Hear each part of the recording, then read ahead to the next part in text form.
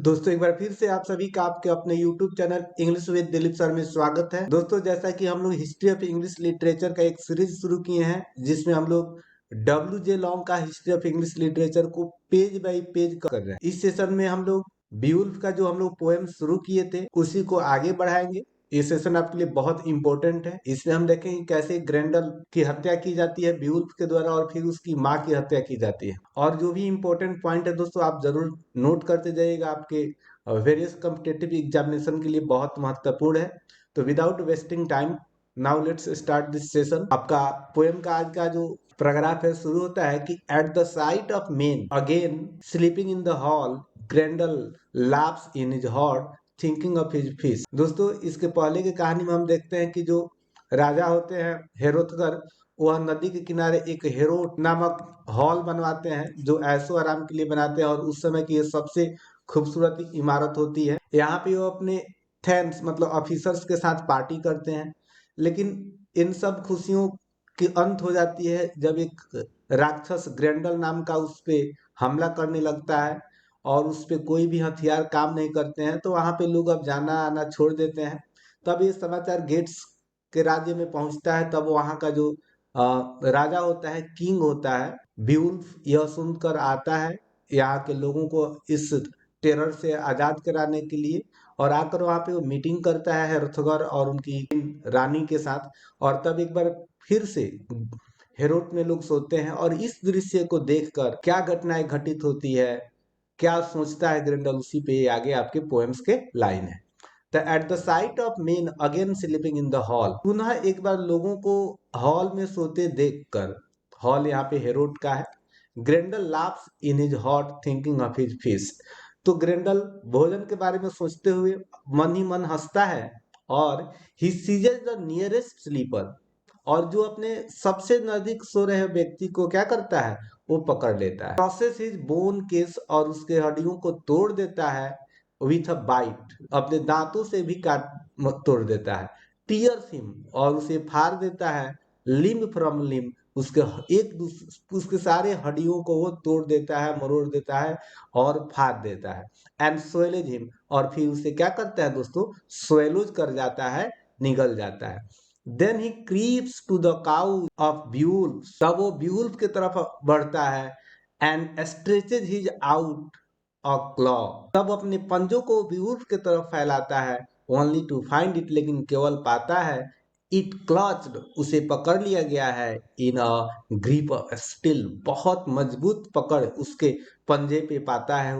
A sudden terror strikes the monsters heart, तभी अचानक एक डर सा उसके मन में हो जाता है, उसके मन में भय कर जाता है कि आखिर इतनी मजबूत पकड़ क्या है, किसने मेरे हाथों को, मेरे क्लॉ पंजा को पकड़ लिया। ही रोअर्स, वह चीखता है, चिल्लाता है, स्ट्रगल्स, प्रयास करता है, tries to jerk his arm free, इधर उधर झटके से चाहता है कि उसके हाथ आजाद हो जाए।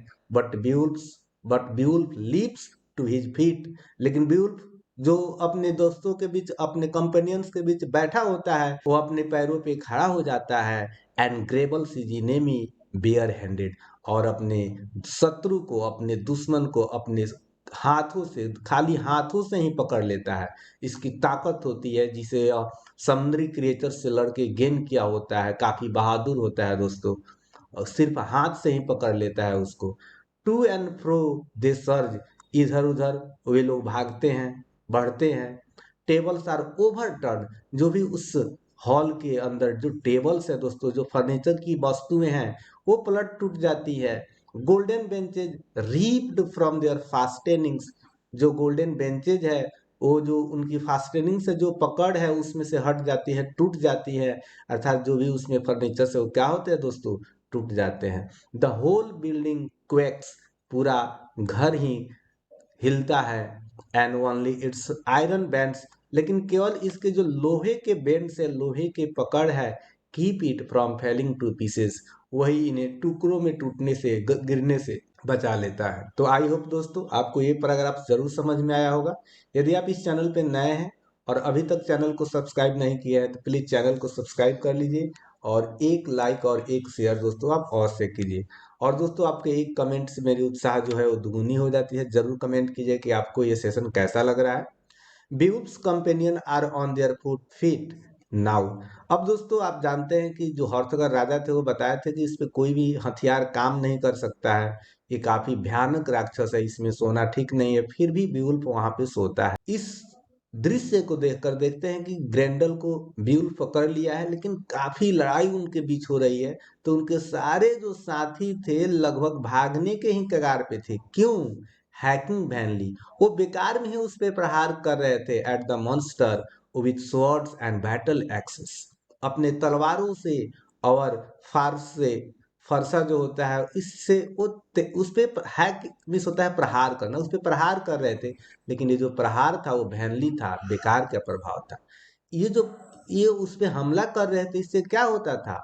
एडिंग देयर साउंड्स, इससे जो आवाज निकलती थी ना वो जुड़ जाती थी to the crushing of furniture. जो फर्नीचर की टूटने से जो आवाज निकल रही थी जब ग्रेंडल और ब्यूल्फ एक दूसरे से लड़ रहे थे, तो काफी टेबल जो थे वो तहस नहस हो रहे थे। उसमें जो आवाज निकल रही थी उन्हीं आवाजों में जब इसके कंपेनियन से हमला कर रहे थे मॉन्स्टर पे, तो आवाज ही केवल होता था, कोई प्रभाव नहीं होता था ग्रेंडल पे।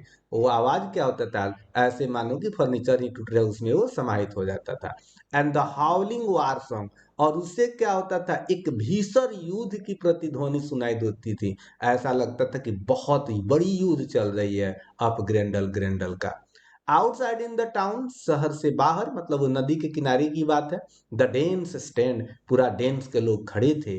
स्विवरिंग, कांपते हुए एट द अपरोअर, उस कोलाहल पर। जो हॉल के अंदर जो कोलाहल थी, जो शोरगुल थी, इस पे पूरा डेन्स का लोग जो तो कांप रहे थे, वो खड़े थे।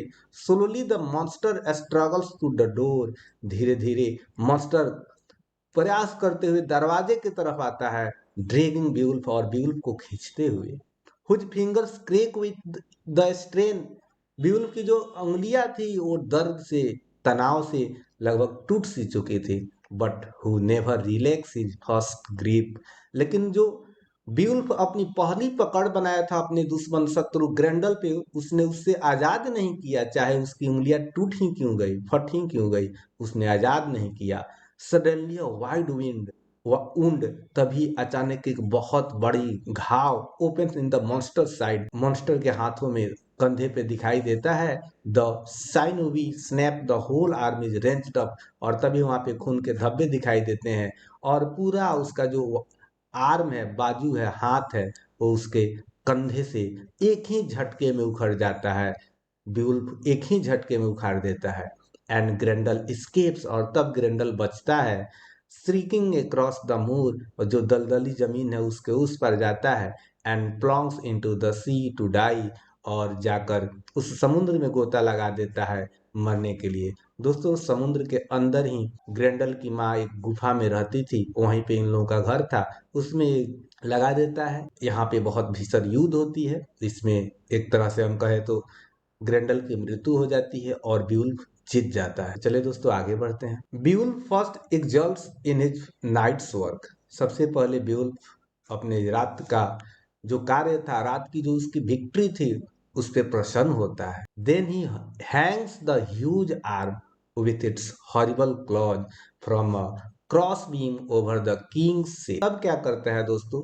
वो जो बड़ी सी भयानक जो पंजा होती है, जिसको ब्यूल्फ ग्रेंडल से उखाड़ लेता है, उसके बाद कंधे से उखाड़ लेता है, उसको राजा के सीट के ऊपर जो एक क्रॉस बीम होता है, जैसे आप कहीं बैठते हैं तो उसके ऊपर जो बीम लगे होते हैं, चाहे वो आपका कपड़ा पोस का मकान हो या कोई भी महल, उसके ऊपर जो बीम होता है उसमें वो क्या कर देता है, उस हाथ को, उस बड़े से बाजू को टांग देता है। As one would hang up, जैसे मानो कि किसी ने बियर स्किन, किसी भालू के छाल को आफ्टर अ हंट, शिकार के बाद टांग दिया हो। जैसे शेर की खाल को जब हम टांग देते हैं जीत के बाद अपने शक्ति के प्रदर्शन के लिए, वैसे ही ब्यूल्फ जो है ग्रेंडल्स के भयानक आर्म्स को राजा के सीट के ऊपर टांग देता है, जहां पे राजा विराजमान होते हैं अपने। Day light camp the dense, फिर से एक नई सवेरा होती है डेंस में। एंड ऑल डे लॉन्ग, और पूरे दिन, in the intervals of the singing, story telling, speech making and gift giving, they return to the wonder at the mighty grip of Grendel and to rejoice in Beowulf's victory। तो पूरे दिन भर नाच गान होते हैं दोस्तों, कहानियां कही जाती है, भाषण दिए जाते हैं और एक दूसरे को उपहार भी दिए जाते हैं। वे लोग फिर से चिंता करते हैं, चर्चा करते हैं उस मजबूत पकड़ की ग्रेंडल पर, और फिर से जो ब्यूल्स की विक्ट्री है, विजय है, उस पे आनंदित होते हैं, उस पे रिजॉइस होते हैं। दोस्तों, मैं ये जो आपका पोएम है, आपकी ये फर्स्ट पोएट्री है, इसका हम एमसीक्यू भी कराएंगे। तो जो भी इम्पोर्टेंट वर्क आएगा उसको उसको तो हम हिस्ट्री ऑफ इंग्लिश लिटरेचर के तहत कवर करेंगे ही, साथ ही साथ हम अपने एग्जाम के लिए भी हम उस पर आधारित एमसीक्यूज लाएंगे, और ये भी प्रयास करेंगे कि उसमें हम प्रीवियस ईयर क्वेश्चन लाए जो आपकी तैयारी को एक नई उड़ान पे ले जाएगा, एक नई लेवल पे ले जाएगा। तो जरूर दोस्तों सेशन को अंत तक देखिए, मेरे साथ बने रहिए और सेशन को ज्यादा से ज्यादा शेयर कीजिए। When night falls a great feast in एस इज स्प्रेड इन हेरोड। जब दोस्तों रात होती है, व्हेन नाइट फॉल्स यहाँ पे होना होगा, जब रात होती है तो हेरोद में एक बार फिर से एक बहुत बड़ी भोज आयोजित की जाती है। And the Danes sleep once more in the great hall, और उस बड़े हॉल में एक बार फिर से डेन्स के लोग सोते हैं। At mid night comes another monster, लेकिन मध्य रात्रि में एक दूसरा राक्षस आता है, हॉरिबल, बहुत ही भयानक, हाफ ह्यूमन क्रिएचर, आधा मानव, मदर ऑफ ग्रेंडल। और ये कौन होती है दोस्तों? ये जो दूसरी राक्षस आती है वो होती है ग्रेंडल की माँ, जिसे जिसे बेवुल्फ पिछली रात हरा दिया होता है और उसे मार देता है। Raging to avenge her offspring, वो काफी क्रोधित होती है और अपने संतान की बदला लेने के लिए आई हुई होती है। सी थंडर्स एट द डोर, वो दरवाजे पे आवाज करती है। द डेंस लीप अप, जैसे वो दरवाजा खटखटाती है, डेंस के लोग खड़े हो जाते हैं। एंड ग्रैब्स देयर वीपन्स, और अपने हथियार को एक बार फिर से पकड़ लेते हैं। बट द मॉन्स्टर एंटर्स, लेकिन मॉन्स्टर प्रवेश करती है। सीजे एकर एस्कर, एस्कर को क्या कर देती है दोस्तों? पकड़ लेती है। याद रखिएगा, जब ग्रेंडल की माँ आती है तो सबसे पहले आकर एस्कर को पकड़ लेती है। हुई फ्रेंड, जो दोस्त होता है, एंड एडवाइजर ऑफ किंग, जो राजा हर्थगर होते हैं, उनका दोस्त और उनका सलाहकार भी होता है, काफी महत्वपूर्ण आदमी होता है कोर्ट का, उसे वो आकर पकड़ लेती है। एंड रसेस अवे, और उसे खींच ले जाती है। With him over the fence, वो जो घेरा होता है और वो दलदली जमीन होती है, वहां पे मूर्स होते हैं, उसके बाहर वो लेकर उसे चली जाती है, भाग जाती है। The old scene of sorrow, जो पहले के दुख का जो दृश्य होते थे उस हेरोड में, डेंस के लोगों में, आर रिव्यूड इन मॉर्निंग, फिर से सुबह में फिर से सुबह में वहां पे रिव्यूड किया जाता है। फिर से लोगों के मन में दुख, सौरों का मनोभाव दिखाई देती है, सारे लोग डरे हुए होते हैं। द ब्यूल्फ्स, बट लेकिन ब्यूल्फ सेज सिंपली, ब्यूल्फ बड़े ही सामान्य शब्दों में कहता है।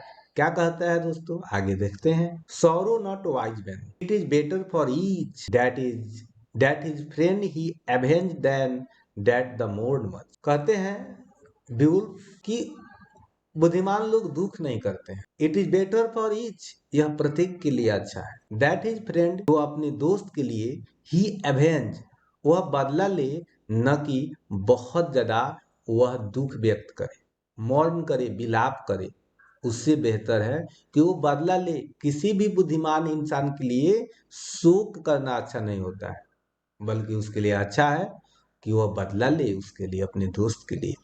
ईच ऑफ अस, हम लोगों में से प्रत्येक को, सैल द इंड, सभी को इंतजार करना चाहिए, इंड वेट, सभी को इंतजार करना चाहिए अंत। Upwardly life let him who may gain और ऑनर और डेथ, हर इस संसारिक जीवन में हर किसी को अपने मृत्यु से पहले जो भी सम्मान प्राप्त कर सकता है उसे करना चाहिए, उसे करने दो। That is for a warrior, किसी भी योद्धा के लिए। तो कोई भी योद्धा जो अपने मृत्यु से पहले जो सम्मान प्राप्त कर सकता है उसे प्राप्त करने, अर्थात एक योद्धा का कर्म ही होता है लड़ना अपने लोगों के लिए, अपने सगे संबंधियों के लिए, अपने देश के लिए, भले ही वो मिट जाए, बिना डरे, बिना भयभीत। व्हेन ही इज डेड, जब एक योद्धा मर जाता है, आफ्टरवर्ड्स पेस, तो अच्छा होता है, योद्धा तो है।